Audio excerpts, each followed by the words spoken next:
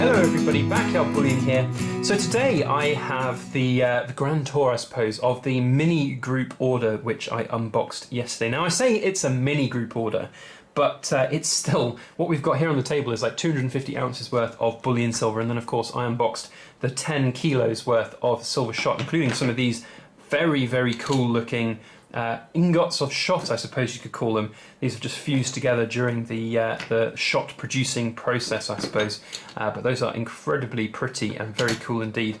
It'd be a shame almost to kind of melt them down, but they are specifically bought for melting, so they will. Now, if you want to see more about all of that shot and the actual unboxing process, then I would highly recommend you go and start with that unboxing video. The link is down in the description below.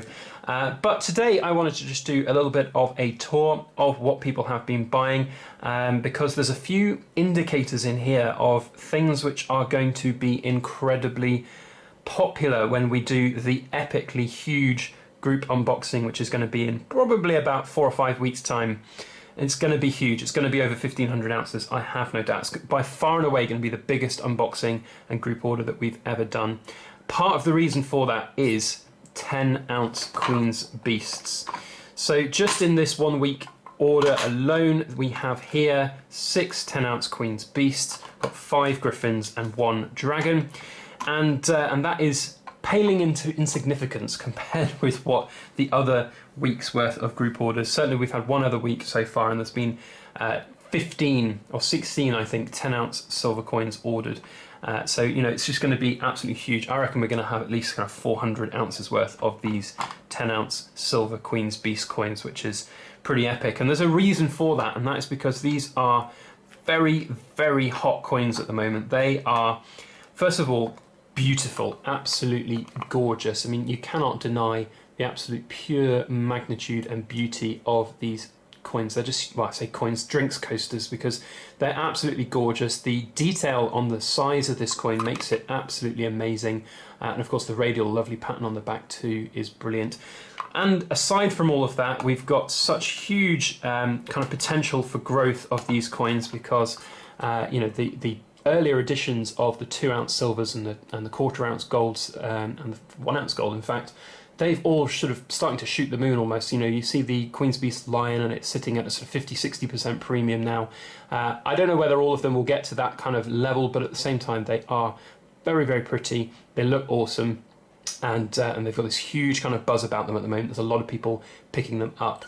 And of course, one of the best things about these is that they are capital gains tax exempt. So you see up here the £10, that is a huge boon for us here in the UK. It means that when they do appreciate, or if ever silver was to shoot the moon, or at least appreciate incredibly highly, then we will not have a huge capital gains tax bill compared with buying such items like this, which I don't disparage at all. You know, buying the sort of 2018 kookaburras here, very, very cool coins indeed. Let's see if we can get that in focus.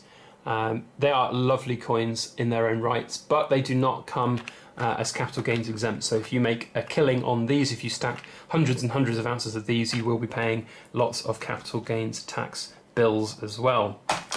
But it's always a toss-up about whether you buy the cheapest possible silver or whether you buy the cheapest possible capital gains tax-exempt silver. So we've got here a couple of rolls of the Austrian Philharmonics, which are the cheapest single coins on the European Mint's website, and usually most other dealers as well. I don't know why, actually, because it's a very pretty coin, very nice coin, but they are just simple kind of bullion coins, I guess, at the end of the day, which is why they're not necessarily used as that kind of slightly higher premium coin. But you know, you can buy these probably for about €1 less each than you will Britannias, and the just regular bullion Britannias. You know, they're a pretty good choice, but you know, at €1 more per coin, that's obviously a little bit more to factor into your costs.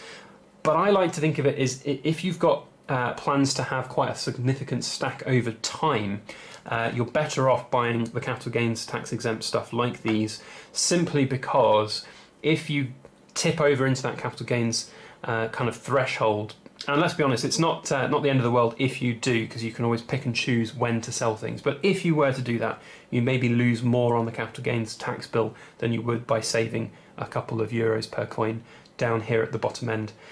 So yeah, and also, you know, I think they're a little bit more desirable for people to buy when you're looking to resell them. You know, people will want to have the capital gains stuff exempt, or capital gains exempt stuff over, you know, these types of things. So that's why the Queen's Beasts, the Britannias, we've seen other coins here. They're not that well represented here, but we've got the Oriental Border Britannias as well.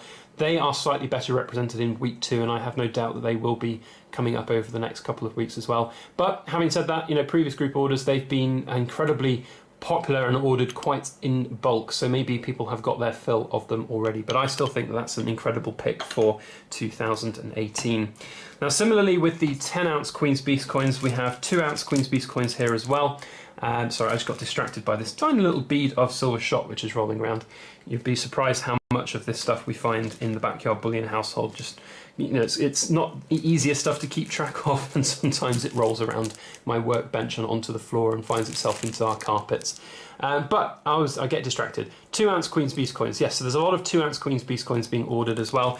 This particular week wasn't quite so heavy on them. Week 2, in fact, will be incredibly... Well, you know, week 2 is not going to be difficult to kind of single out when we get the full 5 weeks worth of unboxings. But week 2, we had something like 80 different individual 2-ounce Queen's Beast coins on their own. So huge numbers of them coming out. Now, there's a couple of other coins in here which I'm eyeing up, and I just wanted to highlight these simply because there are a few sort of toning issues and infamous milk spotting issues just to talk about.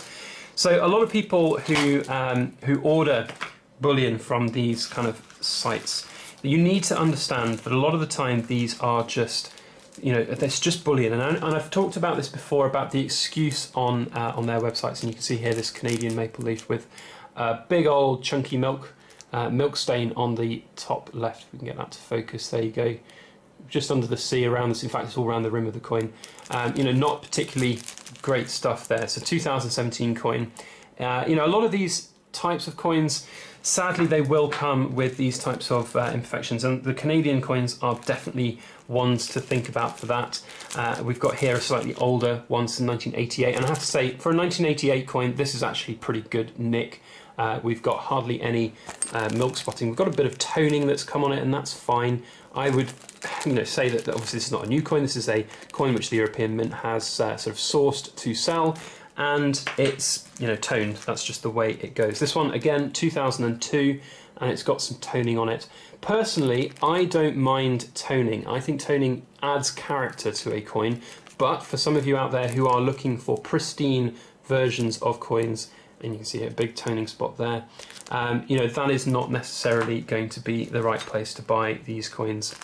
Another 2002 there with some heavy toning on it as well. And it's, you know, it's one of those things, the European Mint and other dealers, it's not just them, goldsilver.be have been guilty of this as well.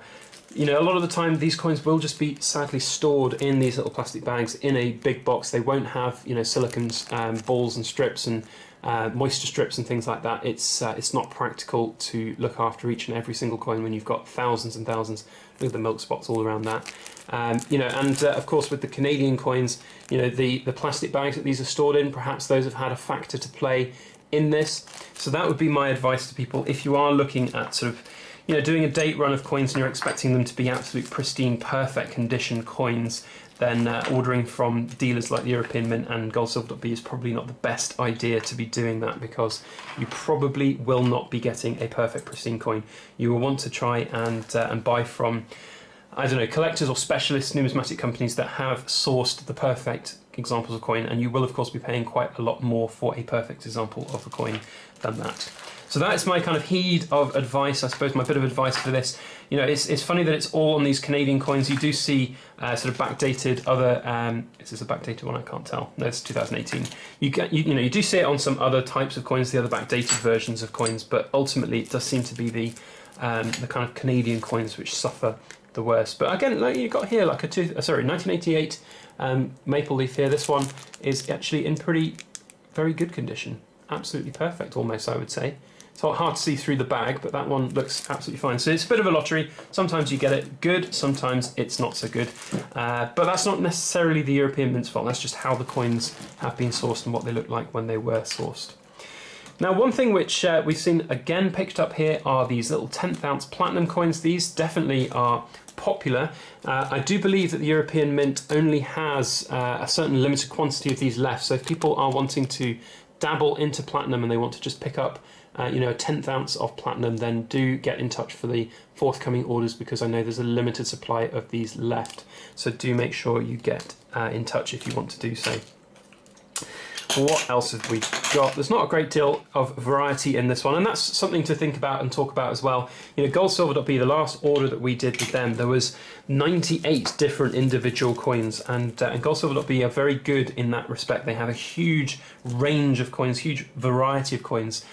Gosh knows what their kind of whole inventory looks at and is worth. It is absolutely humongous. But the European Mint doesn't necessarily have as great a selection of coins, and certainly they can't necessarily offer the same prices on the large selection of those coins. But what the European Mint seems to be doing very well at the moment is competing with these cheap bullion coins. You know, you'll find that these 10 ounce coins are 7 or 8 euros cheaper per coin just on the base price than through goldsilver.be, and you know, Britannia's are cheaper. They've got the cheaper 1 ounce, you know, cheapest 1 ounce coins out there at the moment. Oriental Borders are matched, and various other coins are matched as well. So really, really good stuff from them.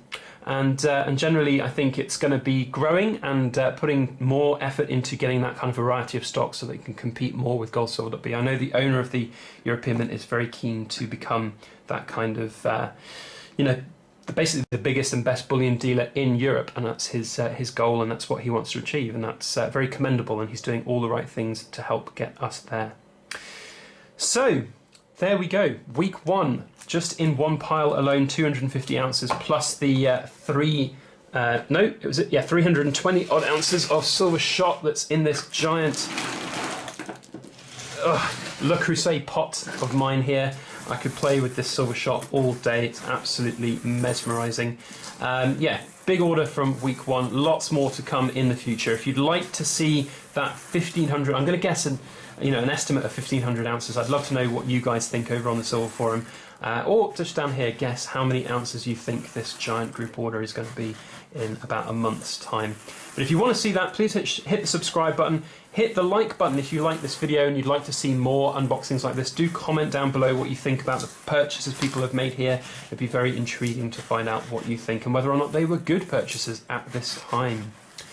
Otherwise, that is all I have to say. I hope you've enjoyed this weekend of unboxing. Normal business will be resumed. Next weekend I will be sharing with you guys the stamping of the 100-gram Silver Forum bars. And I'll be also, in the near future, sharing with you my trip to the Edinburgh Asset Office, which is a really, really fun day out. So make sure that you stick around, hit the subscribe button, hit the like button, and make sure that you catch future videos of Backyard Bullion.